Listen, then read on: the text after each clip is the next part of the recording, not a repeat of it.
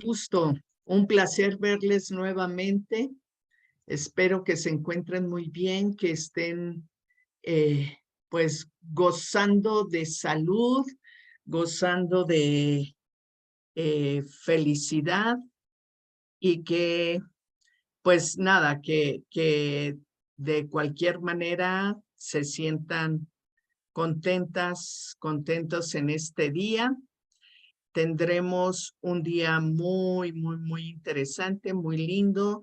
La conversación de hoy es maternidades libres y tendremos como conferencista a la doctora Yanina Ávila González.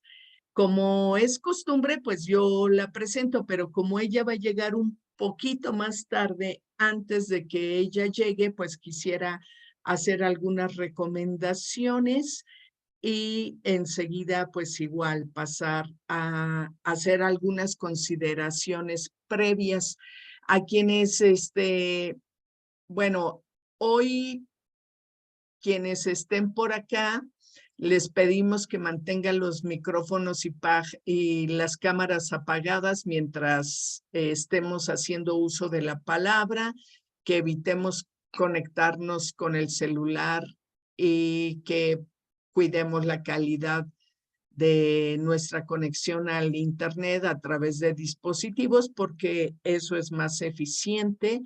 Y les pedimos a quienes están en Facebook que por favor nos hagan comentarios y preguntas a través del chat, y quienes estén por acá pues también pueden hacer uso del chat para hacer estas consideraciones.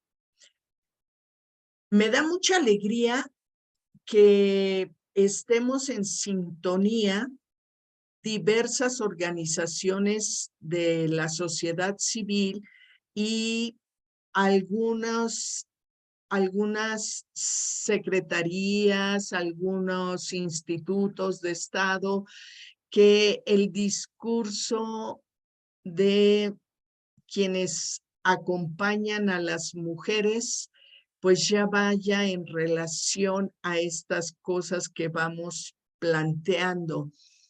Se vuelve ya una gran necesidad que los temas sean tocados a todos los niveles de gobierno y de sociedad civil. Les quiero compartir esta infografía o esta difusión que hace el Instituto Nacional de las Mujeres sobre las mamás de México en estadísticas. Esta infografía nos dice que en México más de 35 millones de mujeres entre los 15 y más años son mamás.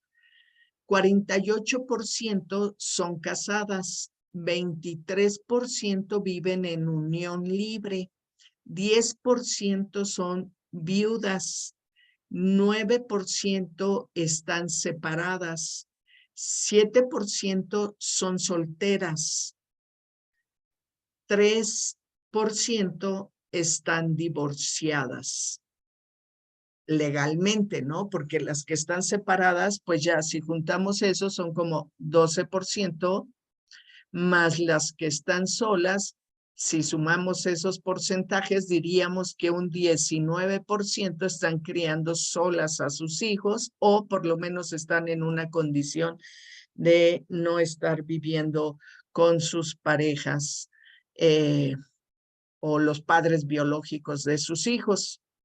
En relación al grado de escolaridad, aquí vemos que el 57% de quienes son madres tienen educación básica, el 19% tienen educación media superior, 17% educación superior y 7% no tiene escolaridad.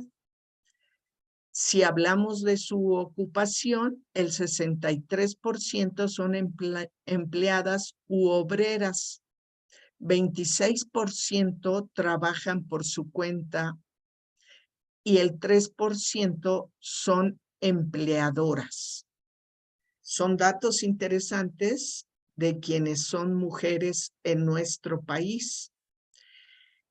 También en Mujeres sacó esta imagen que me parece muy, muy bonita y se pronuncia por una maternidad elegida, saludable, informada, disfrutable, diversa y libre de violencias. Y de verdad que todas, todos, todes estaríamos pugnando por una maternidad en estas condiciones. Me parece que sería muy, muy saludable para nosotras el poder contar con una condición de maternidad en estas condiciones.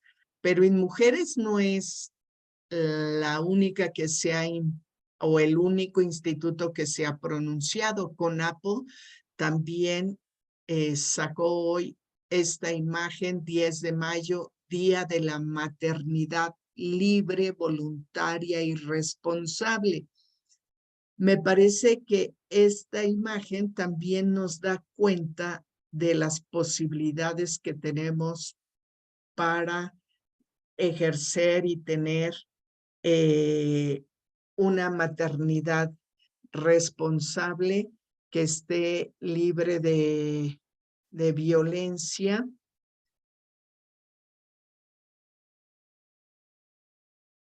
y que podamos ejercerla de manera adecuada. Denme un segundo para salir de... les decía que por fortuna ahora ya está con nosotras la doctora Janina y les quiero hacer una breve semblanza de ella para que le conozcan y después podamos establecer pues un diálogo aquí sobre este día y sus consecuencias. Janina Ávila González es profesora investigadora de tiempo completo asociada del Departamento de Antropología en la licenciatura y posgrado de la Universidad Autónoma Metropolitana, Unidad de Iztapalapa. Es doctora en antropología por la ENA, Escuela de Antropología, la Escuela Nacional de Antropología e Historia, maestra en antropología social por la misma institución y licenciada en sociología por la Facultad de Ciencias Políticas y Sociales de la UNAM. Ha dado clases como profesora de asignatura en la Facultad de Ciencias Políticas y Sociales de la UNAM, en la Escuela Nacional de Antropología e Historia, la Universidad Pedagógica Nacional, entre otras. Ha colaborado en agrupaciones y colectivos feministas como Territorios de Cultura para la Equidad. También ha participado y dirigido proyectos de investigación sobre temas de feminismo, antropología y género, políticas culturales y gestión cultural. Desde el 2007 es autora de la especialización en políticas culturales, tutora, perdón, de la especialización en políticas culturales y gestión cultural. Las líneas de investigación en las que ella trabaja es teoría y crítica feminista, antropología de género y feminista, políticas culturales y gestión cultural. Tiene varias publicaciones, solo nombraré algunas que tiene por acá desde el 2018, ¿Quién le teme al género? 2016, Transformando la ecuación mujer igual a madre. 2016 también, Mujeres sin hijos, circunstancias, razones y presiones en torno a la elección voluntaria de no ser madres. Las trampas de la cultura, notas para la desculturizar la cultura, la emergencia del fenómeno de las mujeres no madres. Y bueno, estos documentos pueden encontrarlos, pues ya sabemos, en diferentes plataformas para su lectura. Incluso creo que compartiremos algunas ligas debajo de nuestro webinar aquí en Face para que puedan tener acceso a ellas y puedan estar pues escuchándonos y leyéndonos en esto. Bienvenida, muchas gracias por haber aceptado la invitación. Seguro corriste mucho. Sí, un poquito, porque, bueno, estamos recién, bueno, buenas tardes a todas, todes. Estamos recién tratando de regresar a clases y justo teníamos hoy la cita con algunos alumnos. Pero bueno, en realidad tenía muy claro que prefería estar con ustedes, así que pues aquí estoy. Gracias, muchas gracias. Pues mira, al principio puse unas infografías que fueron colocadas por InMujeres, por CONAPO, hablando de las maternidades libres, elegidas, y decía al principio que qué bueno que empieza a tener resonancia no solo a nivel social, sino también ya desde las políticas públicas y algunos pronunciamientos desde otros lugares, pues esta idea de que las maternidades tienen que ser elegidas. Pero antes de entrar en esa parte de las maternidades libres, me encantaría que nos contaras de dónde viene esta onda de celebrar a las madres el 10 de mayo. Bueno, en realidad es una historia oculta detrás de esta celebración. O sea, es tan fuerte el mito que se naturaliza, pareciera que fue universal, ahistórico. Sin embargo, tiene un trasfondo político muy interesante. Nos tendríamos que colocar justo hace un siglo, fue en 1922, pero previo a 1922, en 1916 en Yucatán se da el primer Congreso Nacional Feminista. Digamos lo que se entendía por feminismo en ese entonces. Estaba Hermila Galindo, estaba Elvia Carrillo Puerto, o sea, y en realidad se realiza en Yucatán, en Mérida. Entonces, de alguna manera hay que ubicar, como actualmente se dice, situar ese momento histórico, como para entender que era un proceso, de alguna manera, que impactaba a México con estas ideas liberales del feminismo. Y era más bien empujado por maestras, lo cual es muy interesante, ¿no? Y políticas. Pero lo interesante de esto es que había habido en Yucatán, además de este congreso, al cual no llega Hermila Galindo y llevan algunos, digamos, alguna agenda, y dentro de esto lo que se buscaba era el control de la natalidad. Y esto pues generaba de alguna manera una reacción en los grupos conservadores. Entonces, lo interesante de esto es ubicar que en el momento histórico había habido una sublevación en Yucatán y envían a un gobernador que era de Sonora para que llegara a Yucatán.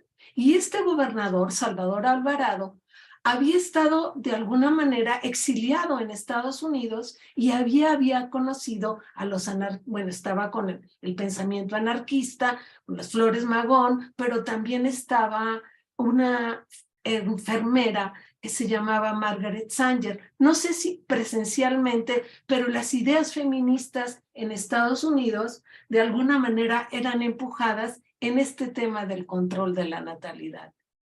Y es que se decide cuando Carrillo Puerto es gobernador y su hermana Elvia está participando en este proceso, traducir un texto de esta enfermera que se llamó Margaret Sanger, Margaret Sanger de alguna manera luego va a impulsar el uso de los anticonceptivos, pero ya desde el principio de la década del siglo XX, ella estaba, digamos, como muy sensible a la importancia del control de la natalidad.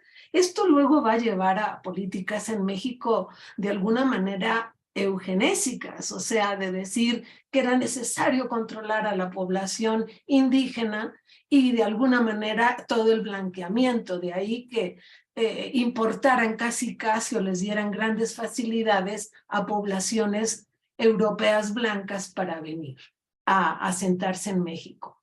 La cuestión es que traducen este texto de Margaret Sanger que se llamaba La brújula del hogar y era nada más indicaciones de cómo tener relaciones sexuales y el control a través del ritmo, lo que escandaliza, digamos, a las conciencias puritanas de los hijos de Colón, o no sé, todas estas agrupaciones conservadoras que están vigentes actualmente bajo ahora, digamos, el paraguas de en contra de la ideología de género, para darnos cuenta de cómo estos temas efectivamente son políticos, ¿no? Y esto escandaliza y vienen a la Ciudad de México y ahí le piden a Vasconcelos, que estaba como secretario de Educación, de que había un escándalo, que las mujeres en Yucatán, sobre todo las socialistas, estaban queriendo luchar en contra de la familia y en contra de la maternidad. Y esto lo toma al tiro el director del Excelsior, porque en Estados Unidos ya se promovía un día de celebración para las madres. Entonces, es una oportunidad como comercial también para celebrar a las madres, o sea, pero el trasfondo es político, y entonces, bueno, se decide celebrar a las madres. Algo muy interesante porque, bueno, la historia es como muy larga, pero piden hasta la década de los 40 dónde se va a sentar esta escultura que conocemos, bueno, este gran monumento a la madre, ¿no? O sea, y ese monumento a la madre, bueno, habían pedido incluso que fuera en el Zócalo, que fuera en Chapultepec. La cuestión es que les dan un lugar, pues, crucial en la ciudad, que es Insurgentes y Reforma, y ahí hacen este monumento.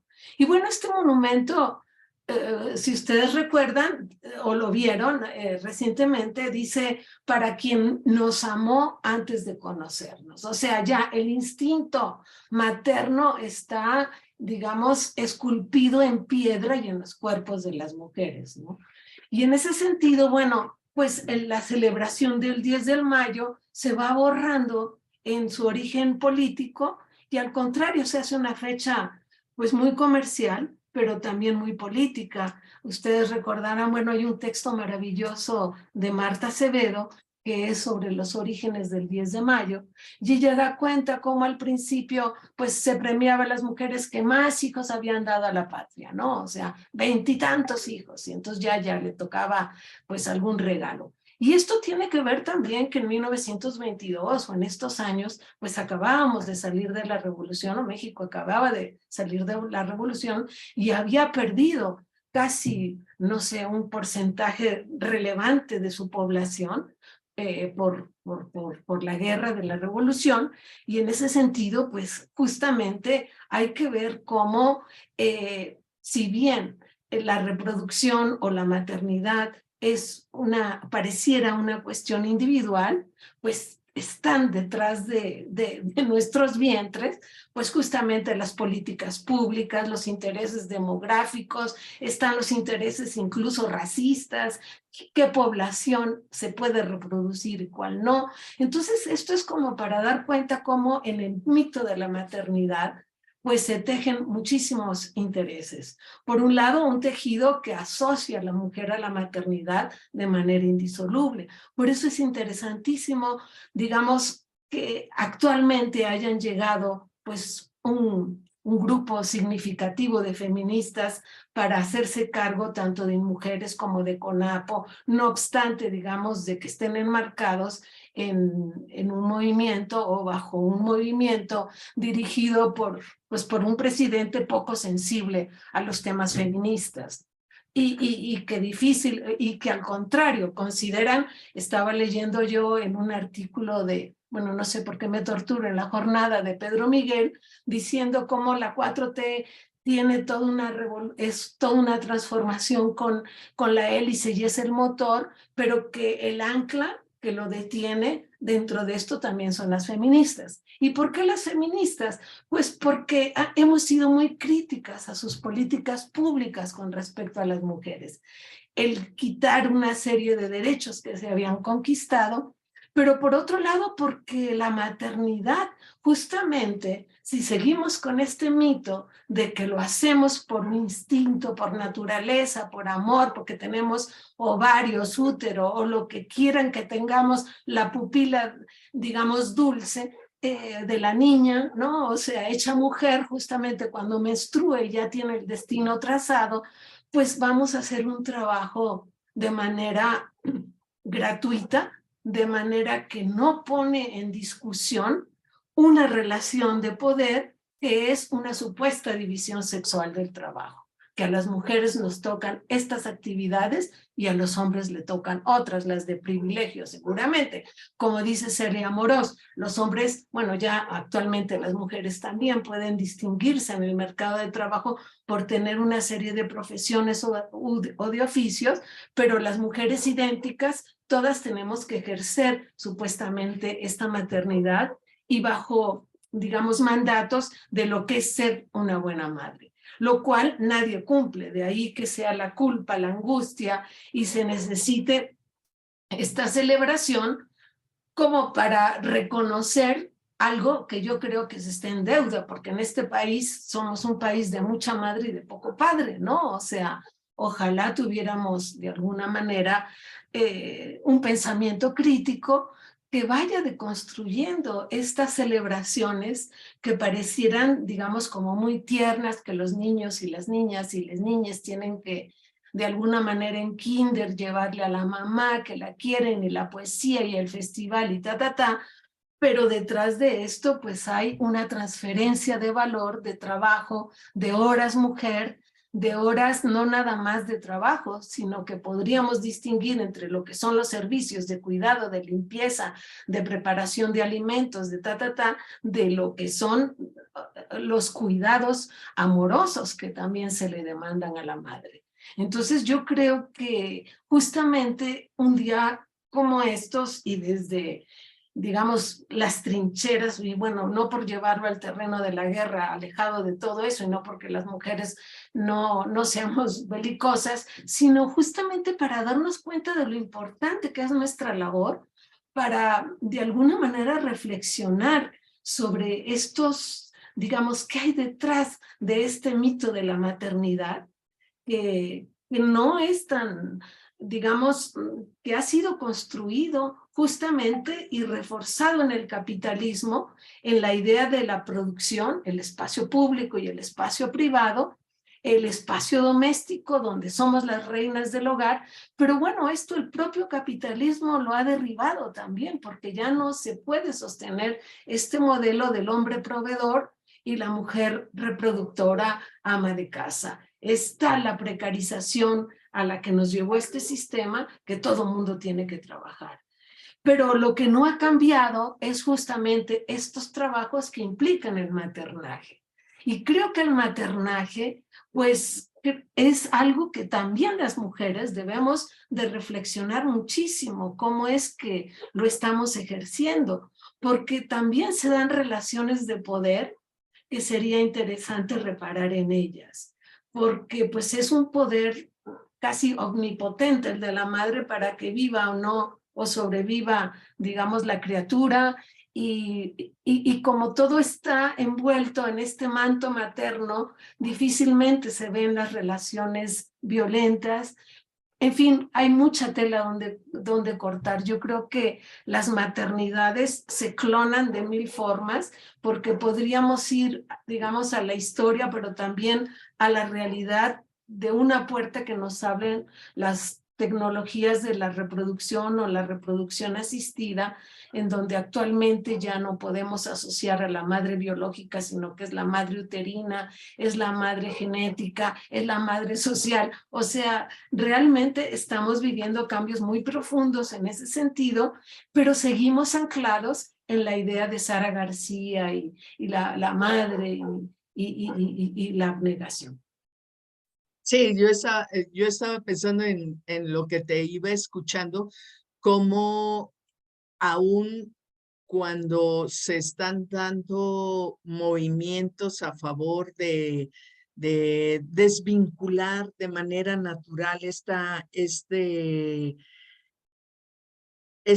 sinónimo de mujer madre y cómo se está pugnando porque la conciencia de ser madre y ejercer la maternidad de manera más elegida, pues también se ven muy violentada por las posturas de ciertos personajes sociales en nuestros vínculos inmediatos, pero también en los vínculos de poder.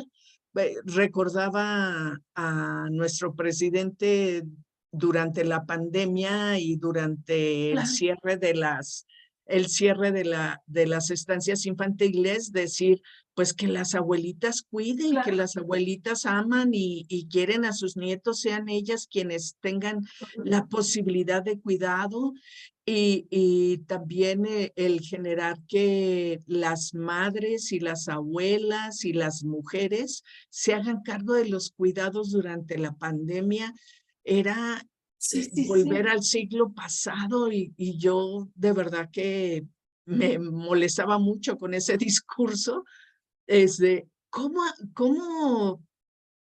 hacer para separar ese vínculo, creer que la mujer es sinónimo de ser madre, cómo hacerle, qué colocar en nuestros discursos. Ayer escuchaba una conferencia de una chica que decía el activismo del metro cuadrado y que me parece un activismo muy eficaz, Mm, que es así como a todo lo que esté cerca de ti, así es, empieza a lo impregnar así es. de estas nuevas ideas. Cuéntanos tú cómo lo miras, cómo desvincular esta ecuación, esta condición de ser mujer y tener que ser madre. Yo creo, fíjate que esto también tiene que ver con una lectura del cuerpo, de la diferencia sexual, porque es como muy interesante ver la diversidad de, digamos, de formas de interpretar la reproducción. En los Barulla, por ejemplo, digamos, sí, las mujeres son las que gestan, pero nada más prestan el vientre. De hecho, la idea occidental de que la mujer es igual al útero es muy reciente, es del siglo XVIII para acá. Antes, la interpretación de la diferencia sexual eran dos, un mismo cuerpo, nada más que invertido, pero dos géneros. Y con la ciencia moderna se separa y se construye la heteronormatividad. O sea, por eso creo que lo interesante es la ruptura del pensamiento binario, Claudia y compañeras, ¿no? O sea, porque esta es una concepción muy occidental, cartesiana, y tenemos que desmontar esta idea porque ser hombre es no ser mujer y viceversa. Entonces, si nos damos cuenta que ser hombre y ser mujer es una violencia impuesta por el género y que, bueno, no me quiero meter en ese otro tema, creo que lo que dices del metro cuadrado es importantísimo. Antes teníamos como la idea de una transformación más macro.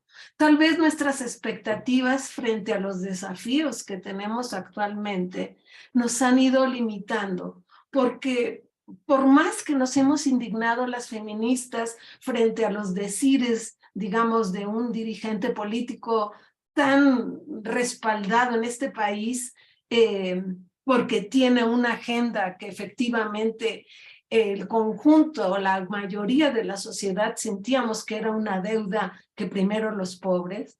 El problema es, digamos, cómo ha priorizado su capital político para mantenerse en el poder y no pelearse con las iglesias, porque sus alianzas han sido con los evangélicos, que era el Partido de Encuentro Social o Solidario, no sé qué, y actualmente está, bueno, no acababan de llegar al poder, al gobierno, y ya le habían hecho una celebración al que tienen preso de la luz del mundo en Estados Unidos en Bellas Artes. O sea, algo más nefasto no se podía haber vivido, ¿no? O sea, el problema también es que no tenemos como las antenas muy puestas de ver cómo hay toda una campaña internacional de la derecha de la ideología de género, contra la ideología de género. O sea, la categoría género ha sido uno de los grandes posicionamientos epistemológicos de las feministas para desmontar esta idea de la naturaleza de hombres y mujeres como algo biológico, sino más bien dar cuenta de que es algo construido. Pero creo que la cuestión de la categoría de género se ha complejizado mucho, porque o se lee como un tema de mujeres o se lee como las relaciones de hombres y mujeres sin meterle el diente al desmontar la idea naturalizada de hombres y mujeres como la especie humana dividida en dos, y el resto es lo que no sirve o que salió mal o que es lo perverso que justamente estas ideologías quieren combatir, porque la agenda liberal de alguna manera da cuenta no nada más de la diversidad, sino la disidencia sexual.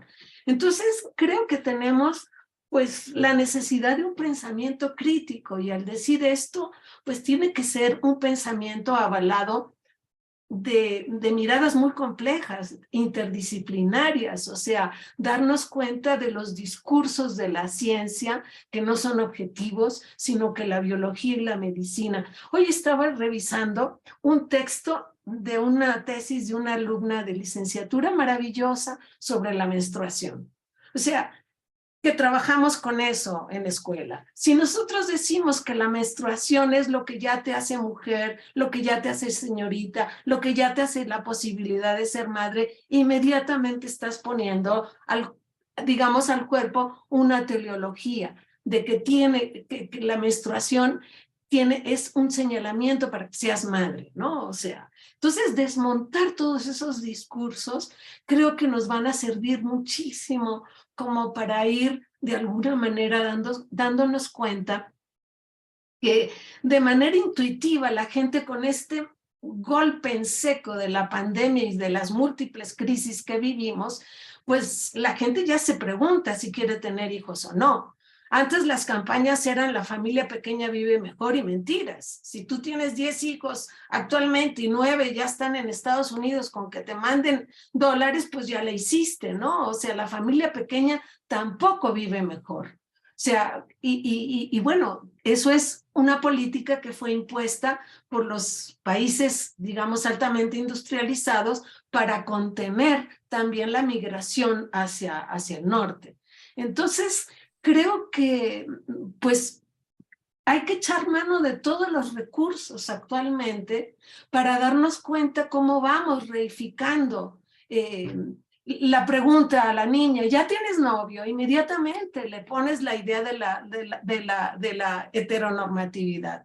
Pero por el otro lado, ya te quieres casar, y si ya te casaste, ¿y por qué no tienes hijos? O sea, es darnos cuenta cómo estas decisiones, cuando decimos que elegimos, pues no necesariamente, o sea, nos orillan a, creo que sería algo interesante, como muy narcisista pensar que elegimos. En realidad, creo que nos queda un rango muy pequeñito de la elección. Y elegimos muchas veces conscientemente, pero también tiene que ver con los recursos que se tienen, como son los anticonceptivos. Digamos que eso también es bastante reciente, son 50 años que se han liberado los anticonceptivos. ¿Por qué estaba prohibido en México hasta 1974 el uso de anticonceptivos? Pues porque había una política demográfica en México y la relación digamos, de los gobernantes con la iglesia, para no pelearse con la iglesia. Todavía en el 74, con Bravo Aguja, no se podían, la educación sexual en México tardó muchísimo tiempo en poder impartirse y todavía hay resistencias. Entonces, bueno, yo no sé ahora que van a limitar la diversidad de libros de texto, pues ojalá ahí puedan incidir desde la Secretaría de Educación Pública, algunas feministas, no lo sé, pero pues no confiemos necesariamente en el gobierno, sino en la diversidad de opiniones para poder efectivamente darnos cuenta de cómo vamos eligiendo. Sí, porque es una sanción. El hecho de, digamos, no es que tengas una sanción de castigo, pero por ejemplo, hasta hace muy poco la ley del matrimonio estaba sujeta al castigo para la mujer que no quisiera tener hijos, ¿no? Era una causal de divorcio. Se tienen que ir actualizando conforme estos derechos, incluso las leyes. Entonces, tenemos, por un lado, todo lo que es la publicidad. Nunca te van a poner una publicidad de una mamá con un bebé que esté todo batido de popó, ¿no? O vomitado, sino que te lo ponen sonriente, rosadito, bonito. O sea, en realidad, el maternaje es muy complicado. Y creo que lo único que nos puede diferenciar a los cuerpos, digamos, catalogados como hombres y como mujeres actualmente, es la reproducción o la gestación. Pero de ahí en fuera, cambiar pañales, arrullar, cuidar, todo esto, si hubiera una práctica, una concepción distinta de lo que nos enseñan, de lo que hacen los hombres y hacen las mujeres, creo que ojalá pudiéramos ir cambiando esta situación, no nada más por la maternidad y la reproducción, sino que la pandemia nos enseñó también la importancia de los cuidados. Y los cuidados nos han sido asignados a las mujeres. Entonces, los cuidados y el autocuidado también hay que incorporarlo en nuestras vidas, porque los mandatos de la masculinidad es todo lo contrario, y más en este contexto de violencia y de crimen organizado, ¿no? O sea, que han escalado los mandatos a una falta de empatía al sufrimiento ajeno. En fin, creo que hay que cambiar, o sea, mira, más que respuestas, creo que ahorita tenemos mucho que hacer, porque estamos, ay, llegó mi gato, estamos en un momento, pues, como muy complicado en el planeta, sí. Mira, nosotras empezamos con este programa de Educaréis con el anhelo y el deseo de estar construyendo una comunidad de aprendizaje en torno a la educación integral en sexualidad. Y justo miramos con buenos ojos el poder estar incidiendo en la formación docente para integrar estas ideas de quitar los binarismos, quitar la condición de desigualdad, que las cuestiones biológicas no se conviertan en jerarquías y no se conviertan en un condicionamiento de estereotipos y roles tradicionales que lo único que han construido pues son diferencias y discriminación y vulnerabilidad. Y Y lo que miramos también un poco es que gracias a lo que se va como las implicaciones que tiene que nuestro país esté firmando acuerdos internacionales que lleven este rumbo, le han hecho escribir, por lo menos en documentos oficiales, pues transformaciones que se tienen que generar en el aula. Y lo vemos con buenos ojos, no porque pensemos que van a transformarlo desde arriba hacia abajo, sino que la sociedad civil y las organizaciones magisteriales podemos estar trabajando de manera férrea porque suceda. O sea, ya estamos con un marco normativo y programático que nos lo permite, y entonces ahora hay que incidir para que sí pase. ¿Cómo miras esto? Pues yo creo que hay que hacer uso de esas herramientas, de esos recursos, de esos derechos, una ampliación de nuestra participación ciudadana, justamente como para democratizar y por otro lado, digamos, poder incluir una mirada crítica a estos, digamos, a estos mecanismos que muchas veces pues son hegemónicos y habría que ver otras formas que den cuenta de pensamientos o saberes alternativos.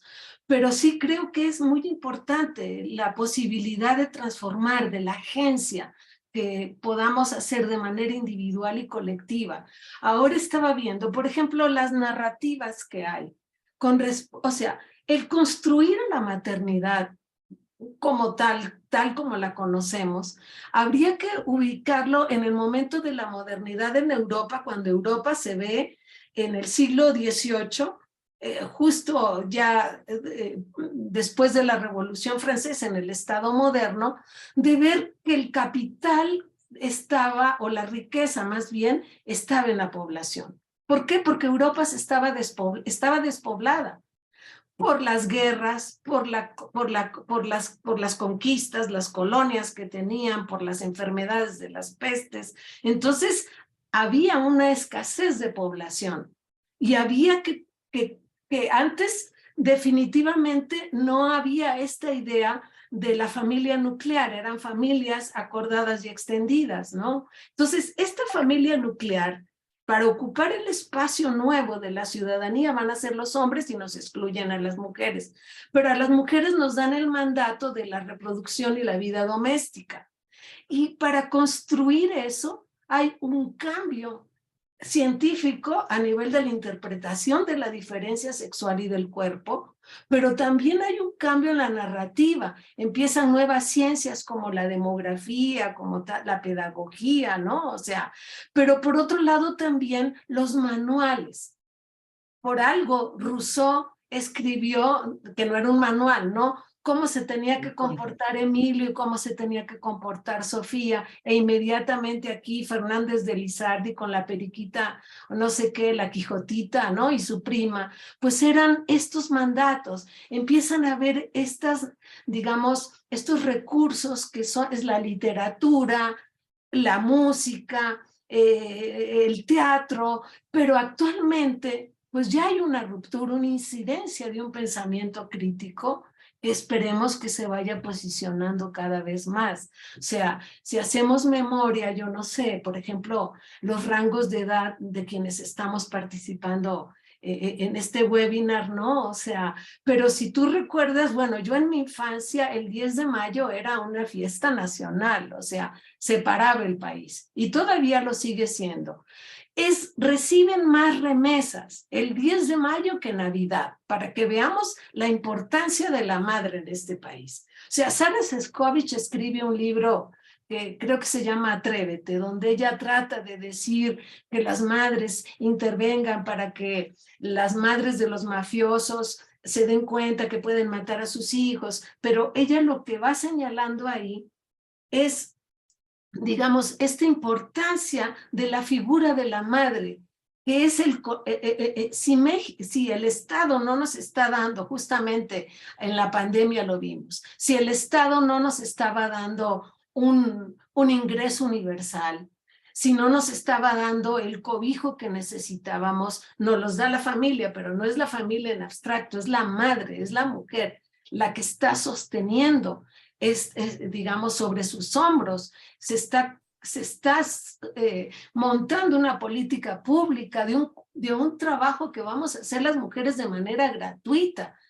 Y qué bueno que podamos tener lazos de amor, pero el problema es que las exigencias son de alguna manera infinitas. A costa de sacrificarte, a costa, pero digamos, estos recuerdos que van viendo de cómo eran, por ejemplo, los festivales del 10 de mayo, ¿no? Y creo que eso lo trabaja Sara Sefcovic de una manera interesante en la publicidad. Yo para mi tesis, por ejemplo, vi cómo los automóviles ponen a las camionetas, estas donde van las mamás a dejar a los hijos, así como si fuera la extensión del vientre, del útero, ¿no? O sea, vas protegida. Entonces, hay desde esta parte de la publicidad que van construyendo estas formas, pero actualmente te dicen, bueno, ya la mamá no es que se quede, antes la madre se fagocitaba a la mujer, o sea, una mujer que era madre y buena esposa y buena madre se desexualizaba. Actualmente ya te pueden decir que la mamá necesita aeróbics o una liposucción, o sea, además de ser madre tiene que estar buenota, ¿no? O sea, conservándose como mujer. Entonces, otra exigencia más, que terminas de parir y al día siguiente ya estás. Ver, por ejemplo, cómo cambió la publicidad. Antes una mujer embarazada no se veía escasamente en la publicidad, pero luego aparece Demi Moore con el vientre, digamos, y es entre una imagen que empiezan, ¿por qué? Porque empiezan a escasear también en muchos países. La tasa de natalidad es tan baja que ya no tienen ni siquiera población de recambio. Entonces tienen que invertir. Pero ¿cómo inviertes? Para que en Estados Unidos las blancas tengan hijos y no las afro, ni las latinas, ni las asiáticas. A ellos les preocupan las blancas. En España han tenido que llevar población para cuidar a los viejos y para que si ustedes empiezan a ver en qué países, por ejemplo, hay escasez de población porque ya no quieren tener hijos, pues es altísima. Y creo que esto lo estamos viviendo en México. A mí cada día es más recurrente que escuches decir, no, pues mis hijos no quieren tener hijos. ¿Por qué? Porque ya no hay un trabajo seguro, porque las parejas son efímeras, porque una serie de, como para ver lo contextual también de la maternidad. Difícilmente una chica se va a comprometer a ser madre si va a tener que sacrificar su carrera y si sabe, como decían, que cualquier mujer que tenga madre, que tenga hermanas, que tenga tías, que tenga amigas, sabe que la chinga se la llevan las mujeres, ¿no? O sea, quien va a sacar adelante son las mujeres, a los hijos. Entonces, creo que pues un pensamiento como para darle la vuelta entre gitanas a leernos la mano de qué estamos de alguna manera entendiendo por qué no hacer formas colaborativas, compartidas. En la pandemia yo recibí, bueno, fui comentarista de una tesis en donde se vinculaban por la idea de la depresión postparto. El discurso biologicista te va a decir que las hormonas se desenchufan y que la oxitocina, que y que entonces caes en depresión, ¿no? O sea, pero a lo mejor esa depresión es porque te das cuenta que ese bebecito depende de ti para todo y que ya no tienes vida propia por un buen rato, ¿no? Si te va bien, 30 años, ¿no? O sea, porque cada vez los hijos se van menos de la casa. Entonces, ahí vienen estos problemas como para empezar a darnos cuenta que, pues, que la humanidad también requiere como pensar no nada más en que si te reproduces individualmente, sino qué tipo de futuro tienen las nuevas generaciones sin agua. O sea, yo no sé si estoy viendo un panorama muy apocalíptico, pero la gente también está leyendo esto, que ya no les alcance el dinero, porque si tú no tienes una inversión para casi ahora le apuestan para que sean futbolistas, más para que vayan a la universidad, ¿no? O sea, en fin, Claudia, son cosas complicadas. Sí, sí, sin duda, la sociedad, las condiciones de vida se han complejizado por diversas razones y sin duda hay que pensarlo dos veces, pero justo, ¿crees que hoy día tenemos derecho a elegir o sigue habiendo trampas en los mandatos sociales? ¿Crees que los docentes, las docentes tengan algún papel eh, en poder promover maternidades por elección? ¿Crees que se pueda lograr una condición de cambiar esta situación? Pues mira, en muchos lugares, yo no sé, en Hungría, no sé si en Florida, o sea, cuando estuvo Bolsonaro también en Brasil, empezaron a prohibir los cursos que tenían cualquier perspectiva de género feminista, ¿no? O sea, ojalá digamos, la embestida de la derecha conservadora en México, que está también muy presente, ¿no? O sea, permita, pero el papel de los docentes bueno, quién sabe. Yo quisiera creer que seguimos siendo fundamentales, una pieza fundamental. Actualmente, digamos, ahora ya hay muchas, digamos, competimos con todo lo que hay en la red, ¿no? O sea, ya el papel también del profesor y la profesora ha disminuido. Pareciera que ahora todo lo encuentras y todo lo aprendes. Hay discursos tan distintos, pero sí creo en la capacidad de elegir de las personas, siempre y cuando tengas un conocimiento informado. O sea, porque si tú tienes, o si no es que tengas que lo decidas racionalmente, sino que si tu vida se va por un camino que no está la familia, pues todo mundo te va a tratar de orillar que vuelvas otra vez al redil, ¿no? O sea, ¿quién te va a cuidar de vieja, no? O sea, te meten el miedo, ¿no? O sea, qué barbaridad. ¿Quién te va a dar un vaso de agua? Pues mira, igual tuviste 20 hijos y ninguno te respondió. O qué falta de ética de tener hijos para que te cuiden. O sea, empezar a problematizar eso también.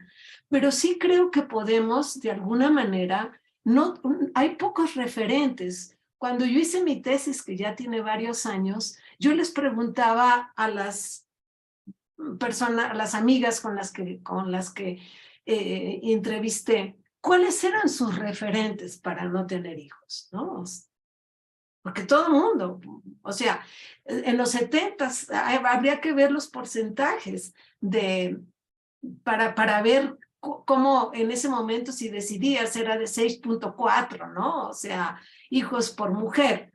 Entonces, si todo tu alrededor es, digamos, la reproducción, incluso ya no digamos en parejas heterosexuales, también ha habido un contagio ahora en las parejas, ¿no? O sea, homosexuales, homoeróticas, lesbianas, de la disidencia, incluso ahora puedes hacer una gestación o alquilar una gestación para tener hijos y eso está en la red también, este tipo de mercado, ¿no? O sea, el óvulo de aquí, pero creo que siempre hay también una idea de que te van a decir que estás en falta, porque te dicen que te realizas, te dicen que maduras cuando eres una persona que ya te haces cargo de alguien más, o te dicen, ¿para qué trabajas? ¿A quién le vas a dejar? Ya no digas el apellido, bueno, si fuera tu legado. Siempre hay una idea de incompletud cuando no te reproduces. Y creo que, bueno, el hecho de no reproducirte, pues también a la especie humana, como diciendo, híjole, pareciera que son tan responsables del deterioro del planeta, que en lugar de aplaudir esa decisión, te hacen sentir que vas como contra natura. Una de las informantes que yo tuve, que bueno, esto de informantes ya lo cuestionan mucho, pero me decía, mira, Janine, el cuerpo es tan perfecto que por algo está el útero y los ovarios. Y si tú vas en contra, pues es contra natura. Entonces es seguro que por eso te tiene que dar cáncer, porque hay un dicho que dice, un refrán, que el útero que no da hijos da tumores, ¿no? O sea, entonces desde esos mandatos médicos que vas y te preguntan, ¿cuántos hijos tienen? No, pues no tengo. Ay, pobrecita, no soy pobrecita, no quise tenerlos, ¿no? Entonces viene la sorpresa. Y vas con el psicólogo y lo mismo, te va a tratar de decir que eres inmadura. Y vas con tus amigas que te encuentras y todas son mamás y tú no, y tú tienes tiempo libre y viajas, tienes más lana, ¿no? O sea, entonces, de alguna manera te tienen envidia, pero te tienen tirria también, ¿no? O sea, porque dicen, híjole, esta se la pasa rete bien y yo me la tengo que, pero ella está sola, ella no. Y por supuesto que hay una gran pérdida cuando no tienes hijos, desde las caricias, las risas del bebé, pero también hay otras partes donde dices como que las decisiones en ese sentido son también múltiples. Desde quien tiene una conciencia ecológica, una conciencia económica, que no tiene pareja, que no tiene deseo, que le parece monstruoso que alguien se alimente de ti misma, ¿no? O sea, ya hay otra que le parece erótico el poder gestar, pero no tiene las condiciones económicas ni las redes de apoyo. O sea, entonces las diversidades también en estas decisiones o en estas condiciones son múltiples, pero sí por lo menos que se señale, porque antes, por ejemplo, la planificación familiar se daba para cuando ya tenías hijos, para que tuvieras menos.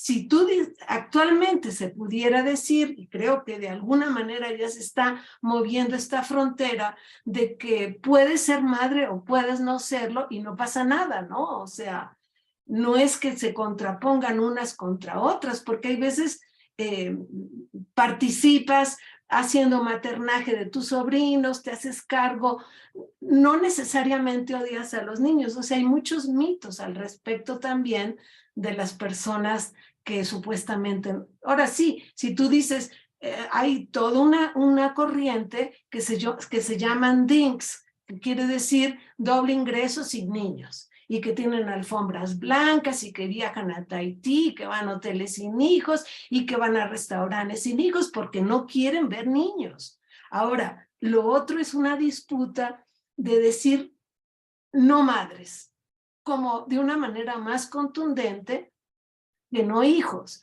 porque hay como un matiz de fondo ahí que es interesante. Pero sí, yo creo que más que hacer campañas en contra, yo creo que lo que tendríamos que decir es que la gente se haga cargo de lo que implica un ser humano en los cuidados, porque pues definitivamente creo que luego tenemos hijos nada más como por cumplir con el rol o con el estatus o porque es el deseo del otro. Hay un texto muy interesante de una judía que se llama Madres Arrepentidas. Eso no se habla, ¿no? O sea, y ella se da a la tarea de hablar, a ver, con estas voces que no hemos escuchado, porque pareciera que todo mundo tuvo hijos deseados porque pues hay un instinto que te hace, o un deseo casi universal en las mujeres para tener hijos. Pero ¿qué sucede con las que no lo quieren, no? O que los tuvieron y se arrepintieron. Entonces creo que pues como una del más esta idea de ir cuestionando sería muy importante, porque en esta construcción que yo te decía de la maternidad en Europa, por ejemplo, no nada más eran los manuales de literatura, del teatro, sino incluso las pinturas en el arte.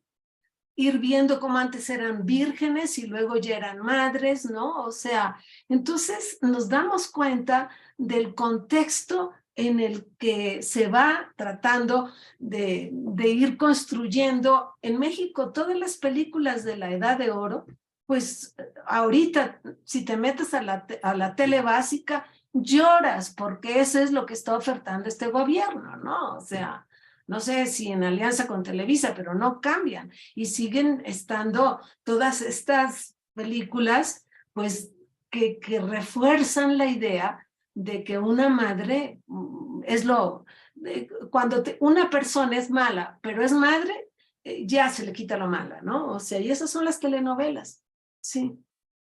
Y también la idea de magnificar el rol y el papel de madre. En el chat del Face, Rocío López nos escribe: la maternidad ha sufrido cambios importantes, sin embargo, el estereotipo de la madre tradicional sigue pesando en los hogares y la dificultad que se lleve a cabo de manera exitosa. Lo curioso es que considero que las madres desde el hogar siguen resistiéndose.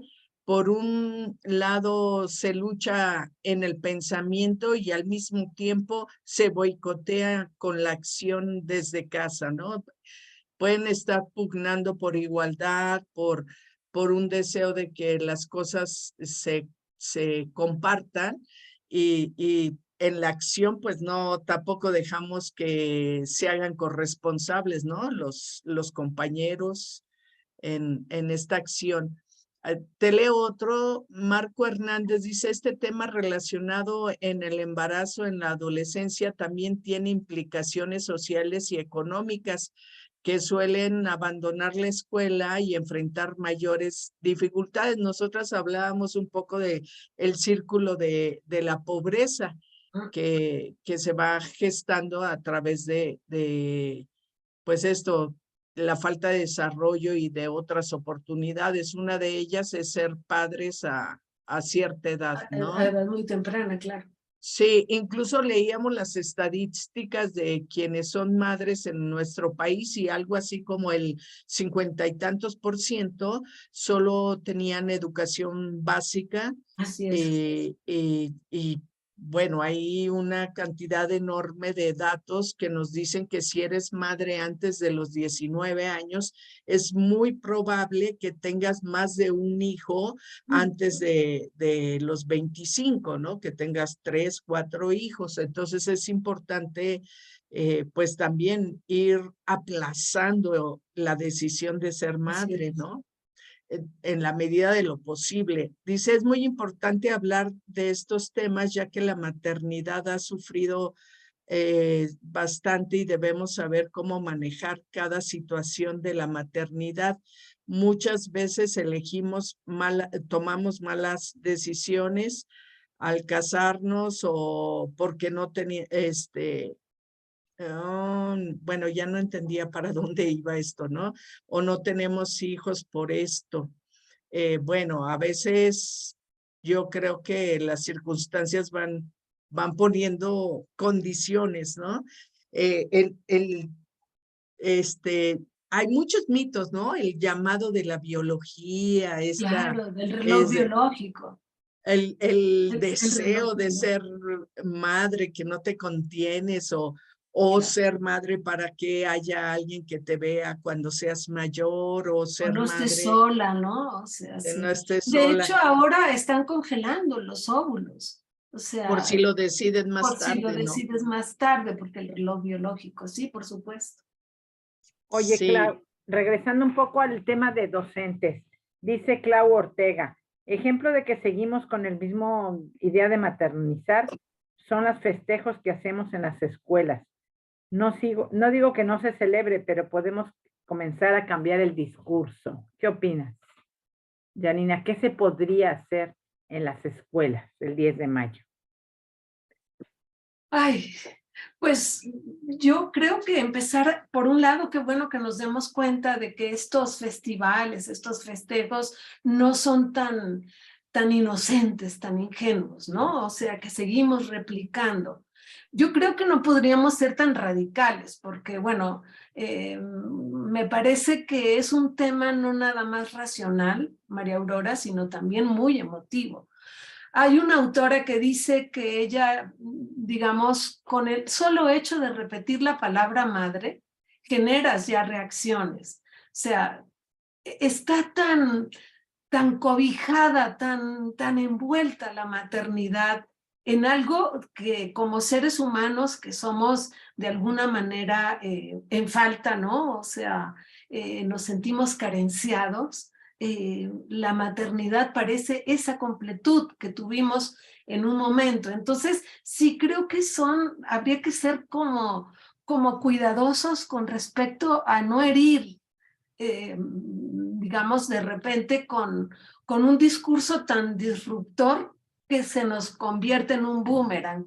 Yo creo que más bien habría que hacer efectivamente como esto, como una escucha de cómo pudiéramos transformar. Ahorita, por ejemplo, en la universidad de la UAM tenemos el tema muy fuerte que mostró a la institución digamos, la violencia de género, ¿no?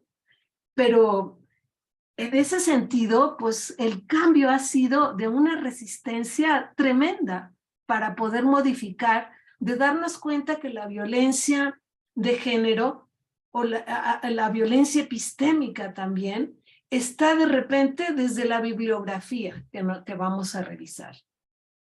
Por ejemplo, los autores de la educación, de la pedagogía o más sobre educación preescolar, habría que ver que son muchas veces, o quienes son los expertos, son hombres, ¿no? Entonces, empezar a escuchar formas desde el feminismo, a mí me parece que es donde tendríamos como pensamiento teórico que acercarnos para ver nuevas prácticas con respecto a esto de no reproducir de esta manera y ver el guión oculto que hay, porque el 10 de mayo, pues efectivamente ahí se plasma, como decíamos hace un momentito, en la poesía, en las imágenes, o sea, todo lleva a la parte armónica.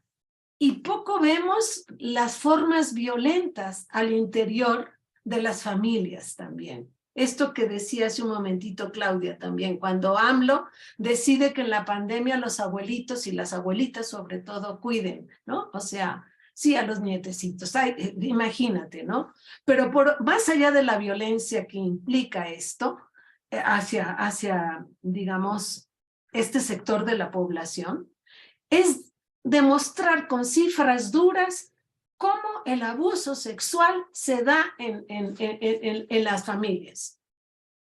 Y que quienes abusan son los abuelos, son los hermanos, son los tíos, ¿no? O sea, entonces creo que ahí es muy desgarrador, pero encontrar el punto medio a mí me parece que pudiera ser como ver cómo festejan en otros países, o cómo poder tener alternativas donde involucren a los cuidados a los papás, porque el papá que va a dejar al kinder al hijo, todo mundo lo celebra como buen papá, ¿no? Y estas son las cosas que tendríamos que ir modificando, porque creo que lo que tenemos que demostrar es que en el tema de los cuidados es posible que las diferencias no las hayan construido de manera tan ficticia que las vivimos de manera como si fueran naturales, como que se impusieran a nosotros. ¿Qué tiene el niño? Pues la mamá igual no sabe que tiene el niño porque está llorando, pero tienes que saber tú por qué llora, porque tú eres la mamá, ¿no? O sea, y entonces en esto micro hay una autora que me encanta que se habla de las feministas aguafiestas. Pues hay que aguarles la fiesta. Digo, ya poniéndonos un poquito radicales, ¿no? O sea, aguar la fiesta, echar a perder la fiesta del 10 de mayo sería decir efectivamente esto de un país de mucha madre y poco padre, bueno, vamos trayendo a los padres para que se hagan cargo de no nada más de dar el apellido que quieren imponer, sino efectivamente en lo que implican las horas de cuidado.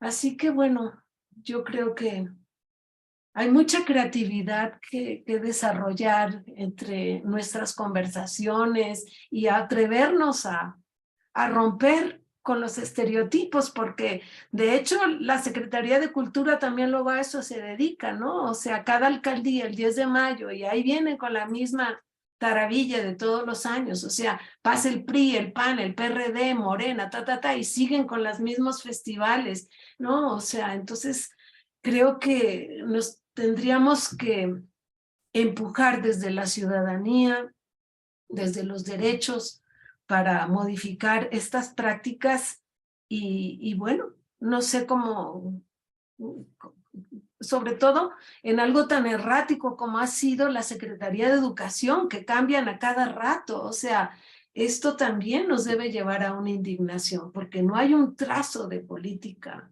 sobre qué tipo de personas necesitamos en este siglo, ¿no? O sea, con las amenazas que tenemos también de pensar que los seres humanos no hacernos cargo del cuidado de ahora, pareciera que cuando tienes perros es porque estás sustituyendo gatos, tu deseo materno. Pero al contrario, creo que la gente actualmente igual necesita afecto y dice, pues prefiero un perro que no hacerme cargo de una responsabilidad tan grande como los hijos. Entonces, hay otro problema ahí, que entonces nada más los ricos van a poder tener hijos porque el resto, pues, ¿cómo le hace para sacar adelante a los hijos? Así que creo que tenemos mucho por hacer, pero no sé ni por dónde. Yo cada día estoy más confundida, no sé por qué acepté esta plática. No, pues aceptaste porque tienes algunas ideas claras y otras que pareciera que no tenemos salida. Fíjate Sí. que Ariel planteaba antes que el machismo se reproduce desde las madres, ¿no? Hay como esta idea generalizada de que reproducimos. Y después, unos tantos lugares después de comentarios, dice, ¿cómo nosotros los hijos podemos ayudar a la maternidad o a las madres? Y bueno, por ahí seguro que tienes un par de ideas o platico un poco lo que pienso. Muchos de los hijos, sobre todo los hijos varones, sienten que hacen muy feliz a sus madres, dejando que ellas les sirvan, que ellas les atiendan, que ellas les Qué laven, que ellas cómodos, los claro. cuiden. Pero ellos están contribuyendo en esa felicidad de las madres, ¿no? No es solo, no es solo porque les sea un privilegio y que sea comodidad para ellos el no ocuparse, sino creen También que hay un poder de la madre que llena el refrigerador, ¿no? O sea, para traer a los hijos, para no estar sola, para supervisar y la nuera y O sea, yo creo que cómo ayudar haciéndonos si pudiéramos diferenciar entre lo que son los servicios y lo que son los cuidados. Porque un hijo a determinada edad ya puede hacerse la cama, lavar los trastes, ¿no? Levantar su cuarto, cuidar al hermano o hacer parte de las tareas, en fin. Pero si la madre hace todo también por esta culpa, porque yo creo que ahí es tan complejo de decir que tanto ejercemos el poder a través de estas formas, que es a través del amor. O sea, es el chantaje también por parte de la madre esta de que yo di todo por ti, oye, pues yo no te lo pedí, ¿no? O sea, porque quedas en deuda. Este es en antropología es muy importante esto del don, lo que yo doy, ¿no? O sea, como regalo, como atención, a espera de que tú me retribuyas. Entonces, habría que ver efectivamente cómo equilibramos, porque yo creo que el eje de la familia nuclear definitivamente es la madre. Por eso hay tanto temor de que haya otras formas de familia, pero efectivamente creo que ese poder que pareciera oprimiendo a la madre, en el fondo también le da poder a la madre. Entonces, ahí es donde tendríamos que ver qué tanto estamos muchas veces las madres tratando de decir que se sacrifican, pero en el fondo hay un chantaje también, y eso es una forma de violencia también. Claro. Así que pues yo creo que por algo el psicoanálisis, ¿no? Porque de lo que hablas es de la madre ahí, ¿no? O sea, entonces, ¿cómo cambiar esa figura? Pues nos alivianaría muchísimo que a estos cuerpos catalogados como mujeres nos quiten toda esos mandatos y esa carga, pero ¿qué tan dispuestas estamos a renegar de esos poderes también? Sería como mirar a la madre como mujer y no como madre, cuando somos ya personas aparentemente autosuficientes, no sé, en edades a partir de entre los 12 y los 20 años, irle descargando el maternaje y mirarla como persona. Yo creo que más que como mujer, como persona, sí, como una persona con derechos a vida propia, porque ¿qué te exige la maternidad? Que tengas muy poca vida propia, o sea, porque te vuelcas en el hijo, te vuelcas en la familia. Antes de que el niño tenga frío ya lo tapaste, ¿no? Antes de que el marido pida la sopa ya está puesta. O sea, ahí es donde también creo que hay que hacer una reflexión muy crítica, autocrítica, espacios de conversación de estos temas que parecieran de la vida cotidiana, pero creo que ahí es donde queda como muy sedimentada la estructura patriarcal, y que también al interior de la familia no nada más son cuestiones de género, Claudia, sino que al que es morenito ya le cargaste la mano, ¿no? Al que es el gordito, o sea, entonces vamos complejizando que las maternidades, porque eso que te digan que a todos los hijos los quieren igual, o te da tranquilidad de que te quisieron, ¿no? O sea, pero en el fondo igual dicen esta hija, yo, como estas madres arrepentidas de que hay relaciones de poder o de violencia, aunque no sea física, este tipo de relaciones que muchas, yo creo que como que recuperar también otros lenguajes, no nada más a través del discurso, sino ver qué novelas, qué películas que nos descoloquen, porque creo que estamos muy dados a nada más la razón. Entonces, como descolocarnos con el arte tal vez, ¿no? O sea, en fin. Sí, definitivamente creo que también es una buena vía. ¿Verdad?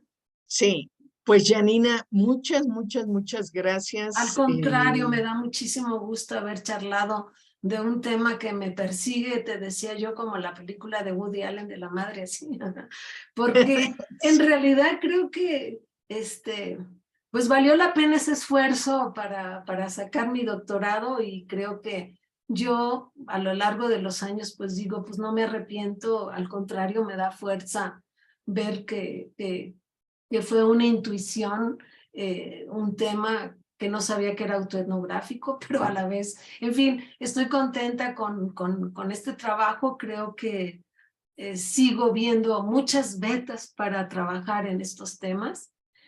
Y bueno, al contrario, yo te agradezco a ti, María Aurora, y a los demás que no pude ver. Los mando saludos y a seguir pensando cómo le quitamos un poquito de peso a esta figura, ¿no? O sea, que en la práctica también exigimos mucho, ¿no? O sea, bueno, pues buenas noches y feliz Gracias. tarde. Voy a hacer unos avisos parroquiales que hacemos casi al final por lo Bueno, regular, y para que quienes no nos conocen nos busquen Somos Educarey, somos un programa que está encaminado a construir pues estos puentes de comunicación y diálogo en torno a la educación integral en sexualidad. Estamos en diferentes vías. Tenemos un canal de Telegram donde todos los días colgamos una cápsula con información, actividades de clase, planeaciones para desde educación inicial hasta media superior, donde ustedes pueden mirar cómo transversalizar los temas de educación integral en sexualidad con la currícula. Ahí van a encontrar temas de matemáticas con estos temas de educación integral en sexualidad o de historia o de geografía. Y entonces es una forma interesante de que nos involucremos todas y todos para ir construyendo una sociedad más igualitaria, más justa y que les jóvenes, niños, adolescentes tengan mejores herramientas para tomar decisiones. También estamos en YouTube, en Instagram, en WhatsApp. Tenemos nuestro correo electrónico, estamos en TikTok y tenemos una página de Google. En WhatsApp tenemos 4 grupos donde reciben material para cada nivel educativo específico. Y les esperamos la próxima semana con el tema de menstruación digna por un desarrollo integral de las mujeres. Hablaremos de cómo el tener una concepción, una forma de entender la menstruación puede ayudarnos a estar mejor las mujeres, pero también en el acompañamiento con los hombres. Pues gracias por todo esto y hasta pronto, que estén muy bien.